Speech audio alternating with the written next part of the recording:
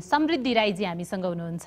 तपाईले पनि गीत गाउनु भएको छ, तिमी को हौ थाहा छैन, म चाहिँ नेपाली भनेर किन गाउनु भयो त्यो गीत? नमस्ते सबैजनालाई, म समृद्धि राई।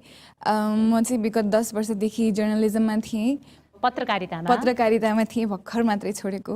र म गीत पनि लेख्छु, गीत गाउँछु पनि। मैले फर्स्टमा मेरो गीत निकाल्दाखेरि चाहिँ धेरै मेरो कमेन्ट्सहरूमा राई कि राति लिम्बूहरू आउनुभयो होइन। उहाँले कस्तो ट्यालेन्टेड राईहरू भन्नुभयो। तर अनि त्यस्तो मलाई खुसी पनि लाग्यो, दुःख पनि लाग्यो। किन भन्दाखेरि ट्यालेन्टेड राई मात्रै नभएर ट्यालेन्टेड नेपाली पनि भनिदिए हुन्थ्यो जस्तो लाग्यो।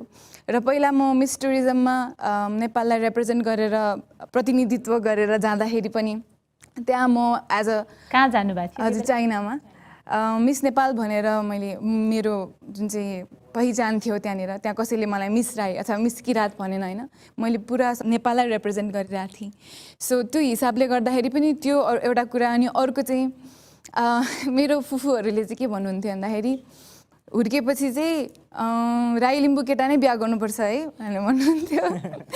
अनि त्यो भएर उहाँले भन्नु भएर नै मलाई झन् राई लिम्बू केटै हेर्नै मन लागेन होइन।